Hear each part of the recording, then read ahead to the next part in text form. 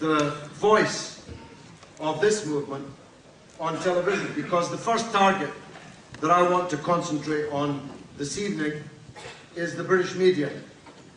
The BBC, which we called the Bush and Blair Corporation during the run-up to the Iraq War,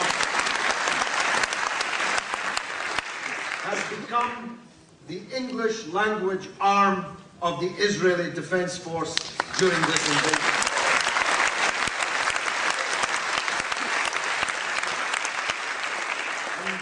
As we're in the business of appealing to unlikely listeners, like the trade union Friends of Israel, let me appeal to the journalists, the decent journalists in the BBC, to insist that those who are keeping the journalists out of the Gaza Strip are not allowed to dictate the terms of reference made by the BBC and its journalists.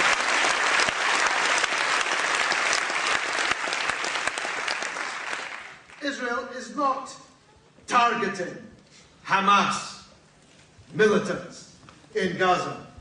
How can a warship barking its lead and fire onto a beach and beyond be said to be targeting anything? How could a tank, which were first used in the First World War and whose essential armament has not changed, it raises its barrel and it fires. How could an artillery piece, equally using essentially the same targeting as it did a century or more ago, be said to be targeting anything? And how can anybody be said to be targeting when more than 300 women and children have been killed so far in this murderous bombardment of Gaza?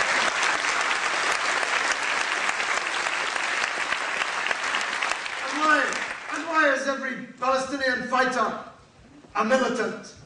As has been said, these people are the legitimate armed forces of the elected government of Palestine that are being bombarded.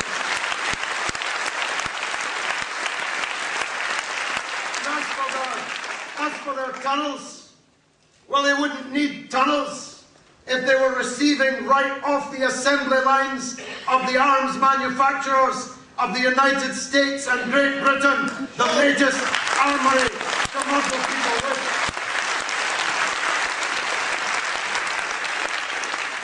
And I want to talk about the government too. Those of you who have seen some of the internet traffic today will know that we're locked yet again with a government minister who doesn't want us to walk on the grass in the Royal Park at Kensington Gardens. You'll remember Tessa Jowell, before the February 15th demonstration, the biggest in British history, said that we couldn't get into Hyde Park because we might damage the grass. Somebody called Andy Burnham, unlikely I know as the Secretary of State for Culture, Media and Sport in this country, says no, we can't enter Kensington Gardens because it's a royal park.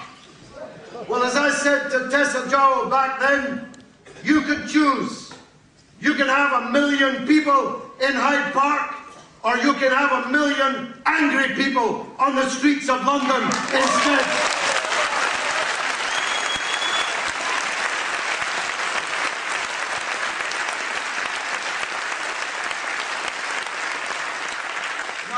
I don't believe the British government understands the terrifying risks that it is running with the policy that it is pursuing.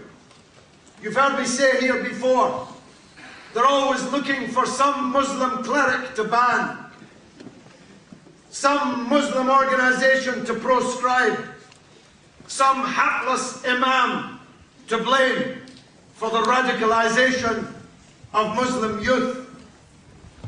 How radical do you think Muslims in Britain are feeling after 2 whole weeks of watching this slaughter in Palestine?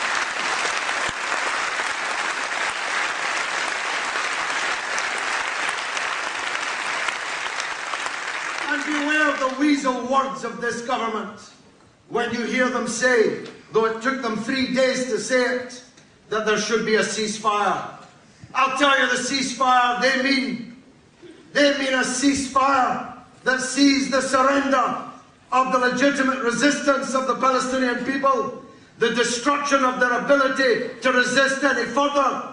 The only moderate Palestinian for the British government is a Palestinian who follows Israel's orders. I tell you this, the ceasefire they have in mind is a surrender, and the Palestinian people will never surrender. Victory to the Palestinian resistance. Victory to the Palestinian resistance. That some people couldn't get any lower.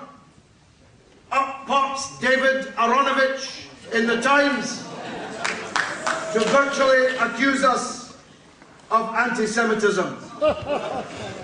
Let me say this to him, he won't be here either. But he'll definitely hear about this. Let me say to Mr. Aronovich, we're not saying this is the Holocaust. The Holocaust in which 10 million people perished, 6 million of them Jews, in a systematic, industrialized attempt to annihilate from the face of the earth an entire people. But it was the Deputy Defense Minister of Israel itself who promised the Palestinians a Shoah, a Holocaust, just a few months ago.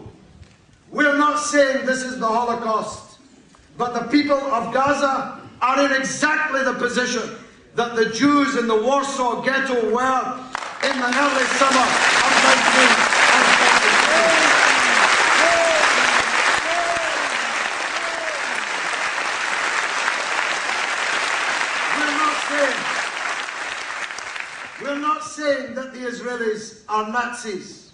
We're not saying that. But collective punishment of a captive population is a Nazi tactic which should be ceased without delay. My last point is this, and I echo something my friend John Rees said at the demonstration on Saturday. The road to the liberation of Jerusalem runs through Cairo. There is no possibility of this small Palestinian people resisting this behemoth. There is no possibility of them liberating their country as long as the puppet presidents and the corrupt kings who rule the Arab world almost without exception from one end to the other continue to rule.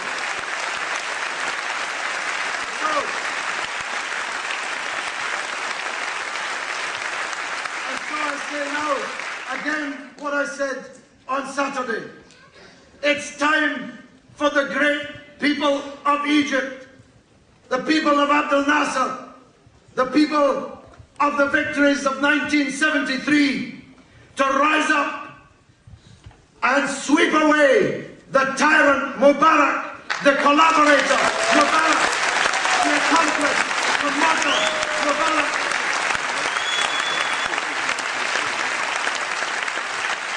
The great name of Egypt is being dragged through the mud by this 99.9% of the vote dictator, and it's time for everyone's sake that the tyrant must fall. Lastly, I'll be there on Saturday. So must you. This has the feel of a surging movement of people of all kinds in this country. It can be a rebirth following our defeat in 2003. We have to help these Palestinians who have been abandoned by virtually everyone else. Do you know that in the Westfield shopping centre, in Bluewater, in the shopping centres all round Greater London, there are people who have set up inside something called the Israel Shop, which has stolen goods grown on stolen land on sale, and people moving amongst the crowds, talking to them about how Israel has made the desert bloom. We have to march, yes, but we have to target Israeli products in every shop that's selling them and wipe this scourge out of our retail sector. The anti-apartheid movement was victorious between the hammer of the resistance of the African National Congress and the anvil of an educated, motivated mass movement of people all around the world.